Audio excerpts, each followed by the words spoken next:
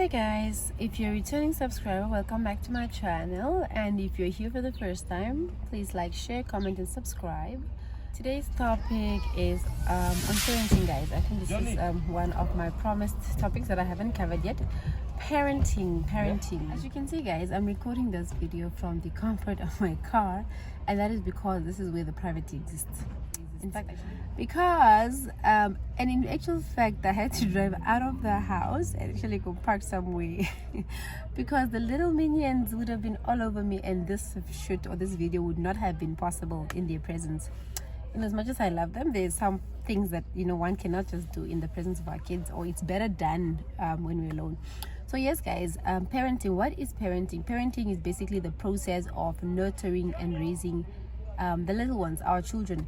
I'm not talking about motherhood, I'm not talking about fatherhood, I'm not talking about being labor or procreating little ones. I'm talking about the process of actually raising them up into becoming young, responsible adults. So yes guys, I'm not talking about being a mother or being in the labor room or being a father, because parenting is a whole different concept from that. Because I think most of you would agree that we have several parents that have not been in the labor room. You can either be a guardian or you can be a foster parent. However, that does not negate you from being a parent simply because you've not actually given birth or carried a baby yourself.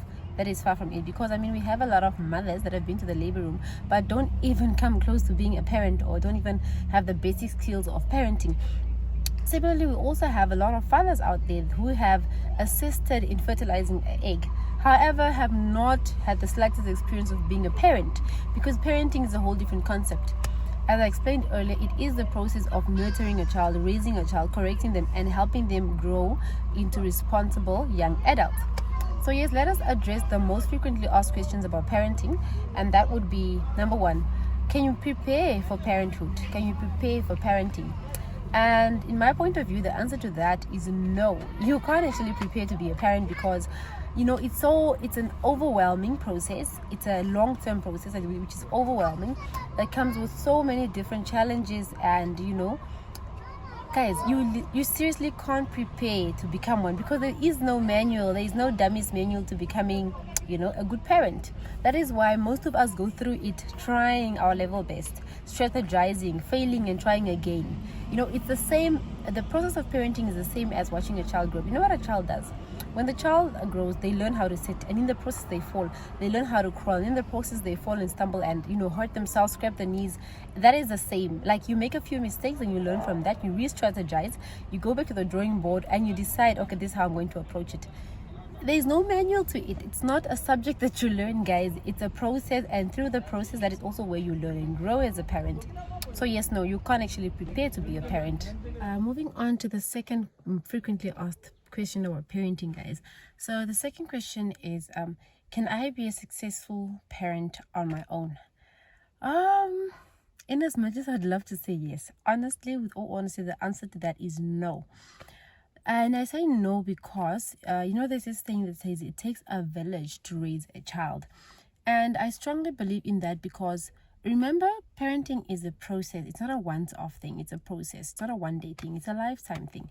And funny enough, even after your kids turn 21 or they move out of their house and they're independent adults, you still continue playing that role in their life as a parent, because they constantly need guiding. Because remember, with every stage of life, you learn new things, you need guidance, because this is a whole new stage of life that you've not lived before. So you need guidance. Let's say, for instance, you grow and you're actually ready to have babies, or you are ready to settle down and actually marry.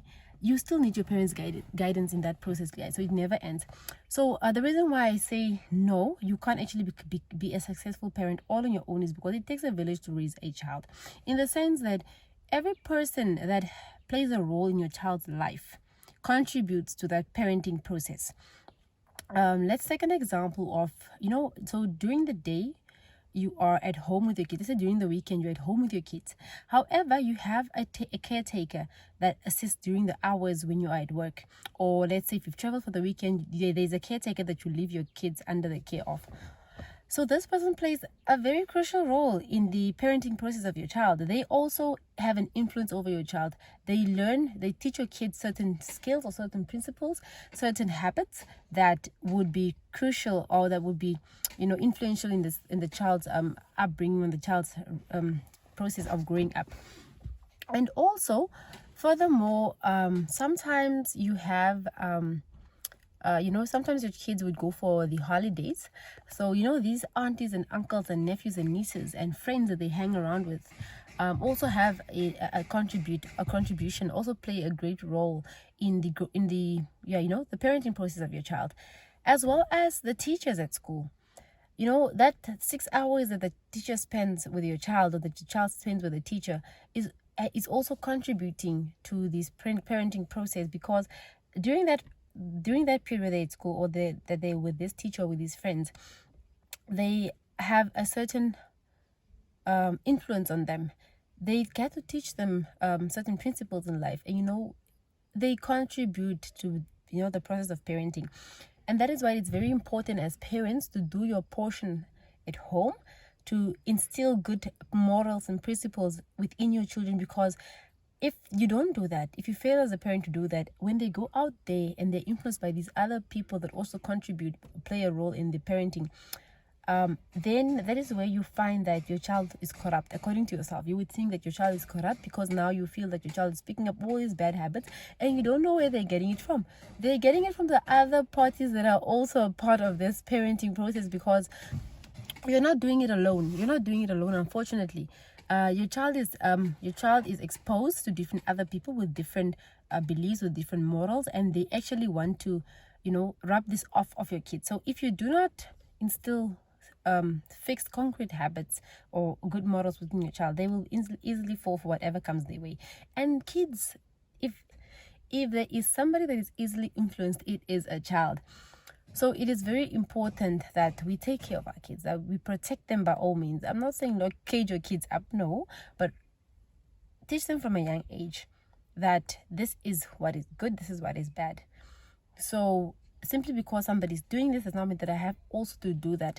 And that way, when they go out in the world, they actually learn how to pick and how to make good personal choices as to, this is what my mom says, so I'm not going to follow what auntie says because my mom says this is not good, and I also feel that it's not good, something like that. Moving on, guys. So the third frequently asked question that I'm going to focus on is what basic skills do I need to be a successful parent? So the way I take the word parent to be, it means it's parents, P-A-R-E-N-T, parent. So P stands for patience, A stands for adult, R stands for rational, E stands for energetic, because these fellas seem to be running on, guys, Duracell batteries. Energetic. N stands for nightbird, and nightbird, I think if you know the story of nightbird, you'd understand why N would stand for nightbird. And then T would then stand for training master or tough trainee. And then T would then stand for tough trainee. So let's just diffuse this. So guys, the basic skills, basically the word parent in itself has all the keywords of being a good parent, or the basic skills that you need to being a good parent. So P, patience. You actually have to be patient as a parent, guys. These little ones can get a hold on you. Like, basically, like I said, it's not a once-off thing. It's like a lifetime thing. It can weigh out on you. So you really need to exercise patience. These kids can do things that will just get you, that piss you off. So guys, patience is the key word. I will tell you a little story towards the end of the video. So watch till the end and watch the story that I'm talking about, why patience is important. A stands for adulting, as in you have to be an adult. An adult is being able to make decisions that you don't have to be an adult about it. You need to put your emotions aside and do what is best for your child. And then we have rational. Rational means that you need to be rational about things. You don't act out of emotions. You don't act out of emotions, guys. Don't act out of emotions. Sit down, strategize. Like I said, go back to the drawing board and be rational. Don't do things to make your kids happy when you know in the long run, especially financial decisions, when you know in the long run you'd be stranded. You need to be an adult about things and about this whole process. PASR, I said rational. I think we've already covered that. Like, you need to be rational as an adult, be able to identify between right and wrong and which decisions would actually serve in the best interest of your child. E, energetic. Like I was saying, guys, it seems like kids just run on these Duracell batteries. These guys have a whole lot of energy. So if you're not energetic, I don't know how you'd survive, but you need to just, sometimes you feel like you just want to take an energy drink just to be able to catch up with these kids, especially when they're younger. Or even as adults or as teens, they want to do so many things that you don't have the energy for, but you just have to, sometimes you just have to borrow up that energy to actually, go with them or take them through this process. And it's in the best interest of your child. You want to, have a happy child. Happy parent a happy child is equals to a happy parent. Yes, guys, so that is E. And then N, it stands for Nightbird. Guys, if you remember the story of Nightbird, like, as a parent, you need to be that Nightbird. Like, you don't give up. You have so much hope that 1% is better than 0. So you need your kids. Sometimes they'll put you in a position where you feel like giving up on them, but as a parent, you need to be a Nightbird. Have that courage to continue pushing and continue believing in your kids, even when the world feels like you should actually give up on them. It's important, guys, because if you give up on your child, then who else will stand by their side? Get it? So be a Nightbird. And then T, you need to be a tough trainee. Sometimes we have a tendency of finding it hard to see our kids go through pain, but sometimes it's important. It's for their best interest, because then this teaches them strength. There's a concept called tough love. Love your kids, but know when to give them soft love and know when to give them tough love. Understand? Know when to give them tough love. Know when to be that tough trainee, because sometimes the kids actually need to go through these painful incidents or painful experiences in order for them to grow. Like for instance, where you say crawling, a baby, or learning how to walk, the baby will fall several times, but don't pick this child up. Let the child fall and try again until they learn. Otherwise, they'll always give up in life, because they know that mommy's there. I'll just drop out of school, mommy will take care of me. I'll just not study for the test, mommy will pay for me again to redo those course. Guys, no, don't do that to your kids. Be a tough trainee, and then to identify when to give them soft love, when to give them tough love. Yay. Moving on to the 4th frequently asked questions about parenting. That would be what parenting style is best for my child or for my children. Well, I think that only you as a parent is in a better position to actually answer that question, because that question, whatever parenting style you decide to adopt as a parent, will depend on you as a parent. How do you think is the best way to raise your child? Do you believe in these? Certain parents believe in the strict do's and don't technique. That is, as a parent, I would feel that, or you would feel that, you're the only person that can tell your child what to do and what not to do, and that your child does not have a say, should not question your decisions, should not question your instructions, should basically just follow what they are told to do as a child, because they are your children. And in fact, some parents would even use this technique or the style of actually telling a child that you should respect your adults, and if you question what I say, then you are going against the 4th commandment. And this would mean that you're not even allowed to question what your parents tell you to do or the decisions that they make pertaining your life. Some parents prefer to go with that parenting technique. As for other parents actually decide to be a bit relaxed, and they decide to have their child or they listen to their children and want to find out what their child is interested in, want to find out what the child wants to be in the future, and based on what the child wants, they then use this to actually make decisions for their child. So say, let's say for instance, perhaps the child wants to become a doctor in life in the future. They would then give their child 3 various options for, let's say, tertiaries, where the child can apply to say, no, since you want to become a doctor in the future, let's say you say Stellenbosch is one of the best universities when it comes to medical graduates, or you say the University of Cape Town is, or that UNAM is, you then give these options to your child. But at the end of the day, these were options that you selected based on what the child was interested in. You get it? So at the end of the day, only you as a parent can decide what parenting technique you want to use for your child, guys, and let no other person decide for you, because at the end of the day, it is your success as a parent. It is your child. At the end of the day, it's your child, and whatever this child turns out to be will reflect on you at the end of the day, or the child turns out to be or not to be will actually come back to you at the end of the day. So yes, whatever you feel is best for you and your child, please follow that particular parenting technique. No, and the other thing that I say is that I prefer to say that no parenting style is actually right or wrong. It all depends on preferences, what you and your child or your partner prefer. We are going to discuss 4 types of parenting techniques, or rather styles. And the first one is the permissive style of parenting. This is the style whereby basically the child is in charge. It's child directed, and in this technique, this permissive type of style, you basically allow your child to do whatever pleases them. You don't impose rules on them, nor do you enforce it on them. You don't tell them what to do, what not to do. It's the child basically that decides what to do, when to do it, and you basically just allow them to do whatever they want. So it's permissive. You permit them to do whatever it is that they want. That is the first type of parenting technique that we have. The second type of parenting technique that I was talking about is the one we discussed it earlier.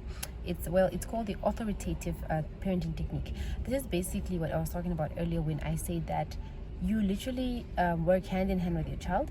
You ask the child what it is what they want to achieve in life, what their interests are, and you set down rules that will actually benefit them, or that is in line with their wishes, or in line with their interests. So this type of authoritative parenting is actually whereby the parent and the child work hand in hand together, so that at the end of the day, both parties are actually happy.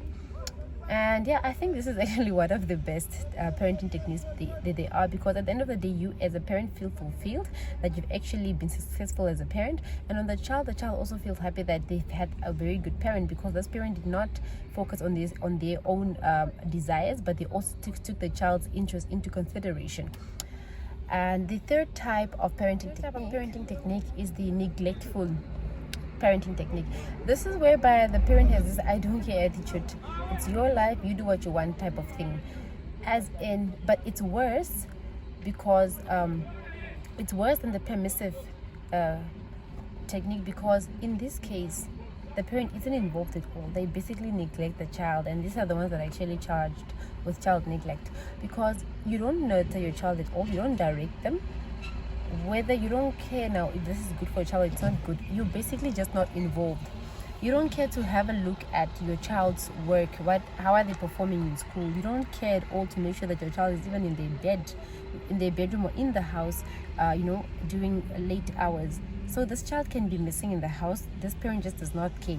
They basically avoid any type of interaction. You don't care about your child's mental health. You don't care about the child's emotional need.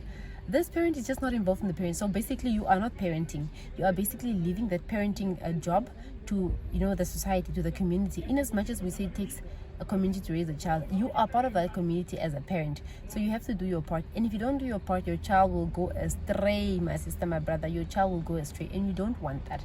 Now, so I would not advise any parent out there to adopt this type of parenting technique, guys. Let's not choose from any other techniques, but not this one. Moving on. So the fourth type of parenting technique is the authoritarian technique. Not the authoritative, but the authoritarian technique. And this is also what I discussed, one of the techniques that I discussed earlier, whereby you as a parent give strict rules. It's don'ts and do's that exist. It's nothing like in between. There's no gray area. It's either black or white for this type of parent. So this is the type of parent that sets strict rules. This is a very stern type of parent, and where the rules are not followed as they would want them to be followed, there's punishment involved. So this is where you have either spanking your kids, or you would probably ground them. But in most cases, they tend to be, violence is the call of the order of the day. So in this authoritative, because you are asserting power over your child, so it's basically a tyranny. You're being you basically, it's like a tyranny. There's all the rulings in the kingdoms whereby the king makes an order, and that order is to be followed. This is the type of parenting technique that some parents would actually adopt to I wouldn't also advise this, because then you bend your child. The child has to dance to your tune all the time, whether or not they understand the tune, whether or not they are in line with the tune, whether or not they are happy with the tune. It's basically I feel it's a selfish sort of technique, because the parents only focus on what they want and don't give cat's tail about what the child actually wants or what the child is actually interested in. So, and I would not in 1,000 years actually advise any parent to adopt this type of parenting technique, because it's also one of, in as much as the neglective theory or approach of parenting destroys children, the authoritarian theory also destroys you, in the sense that this child does not live their life to their best ability. This child does not live their life the best way that they could, because they now live, it's like practically this child lives to achieve the parents' wishes and dreams and visions and ambitions, as opposed to achieving their own personal ambitions. This child is your child, yes, they're under your control, yes. However, they have a dream, they have dreams of their own, they have desires of their own. The same way you lived your life the best way you chose to, allow the child equally to make their personal choices, in most instances. And I'm not saying in everything, right? I'm not saying let the child be a what is the word I'm looking for? Yeah, don't let the child be on their own. But I mean, there's certain choices that the child needs to make on their own. Let them decide what they want to be in life. Let them decide where they want to school, like the tuition of their choice. Let them decide who they want to keep as friends. At the end of the day, even if you feel that this friend is not good for them, they will learn a lesson from it. And a lesson learned is better than a lesson taught. Guys, keep that in mind. A lesson learned is better than a lesson taught. Big difference. So yes, guys, so those are the 4 types of parenting techniques. Take your time, choose what it is that you want, how it is that you want to bring up your child, and don't let any other person actually influence that, or decide, make the decision before, because at the end of the day, you as a parent live with the regrets or the pleasure of knowing that this is how I raised my child and this is how my child turned out to be. Nobody else will actually do that on your behalf. Okay guys, I promised you guys a story at the end of the recording, and here goes. So the story actually has to do with being patient as a parent and practicing such patience during crucial times, because your children will test you, guys. When they say the devil is a liar, I know when it comes to parenting, you need to remember that. It has to be at the back of your mind that the devil is a liar, because the devil will test you, and he will test you through your children. Guys, this one time, so I have a 2-year-old boy, and this guy, my miracle, he is a miracle. So, miracle, for one reason or the other, is very experimental. This boy is experimental. This one time, he decides to just leave everybody in the living room. He goes into the bedroom, and he comes out looking like a ghost. Guys, I couldn't understand what it was that he had done to himself. I actually had to blink like several times to actually see properly what is before me, because you guys, this boy took the whole Vaseline container, like a bottle, the whole Vaseline container, and literally applied it, smeared it all over himself, the hair, his face, his clothes. Guys, I cried that. I literally shed a tear, because my concern was just, how the heck am I going to get you cleaned up? Gosh, guys. Kids. And at that point in time, did I spank him? No, I didn't, guys. I actually didn't spank him, because first of all, I was so upset that I was caught off guard. First of all, I was caught off guard, and secondly, I was upset, and I was afraid that if I hit him while I'm that upset, I might actually hurt him. And I want to train him, I want to teach him that this is wrong. I don't want to hurt him, you see. So what I did is, and thank God my sister was actually at home, so my sister helped me. We bought some water and we actually got him cleaned up. And then thereafter, I explained to this little fella that no, what you did is wrong and don't do it again. So he actually hasn't done it. I think he did that when he was about a year old, and it's been over a year and he hasn't tried that stunt again. However, like I said, the boy is experimental, so he didn't try that stunt, but he tried something different. And I'll also just share a video right now, guys. Watch this. Do you? Yeah? What is that? Mahini ko kano like mami what? Yeah, so what do you call this? What do you call this? What is it? Miracle and today you won't get away with it. So yes, guys, that is what this little minion did. This boy took the baby's formula milk, his younger sibling's formula milk, and it's S26, guys. It's S26 gold, guys. He takes this can, like I don't know how he got hold of it, because it was actually high up in the cupboard. I don't know if he took a chair and climbed on the chair to access this can. Took the can and actually opened it, poured a portion of it into his plate and a portion of it on his head, as you saw in the video, guys. I was so freaking pissed. Like, yo, guys, I'm just thinking, like, I think it was like middle of the month. I was already broke. I wasn't in a position to afford another can, and even if I was, it wasn't part of my budget, guys. Yo, so then I just really, patience, guys. You guys, patience is a virtue. It is basically the number one skill, essential skill to being a parent, a successful parent. Because if not, guys, man, we'll be charged with murder all the time, man. It's attempted murder. So yes, guys, that is the story. So yes, beloved parents, that is it for now. We'll continue this topic on part 2. This mommy has to go do her hair, guys. Saturdays are our time for self-care, so you sort of need to squeeze everything in one day between the kids and yourself, and and guys, please, in as much as it is hectic being a parent, never neglect yourself. Self-care is essentially important, because remember, if you are not well, then you cannot take care of your kids properly. So yes, guys, until next time, thank you for tuning in. Do like, share and subscribe. Also comment below, drop your questions below. What other parenting questions do you guys have for me? And then let's cover that together. And you guys, until next time, it's ciao from my side. Ciao.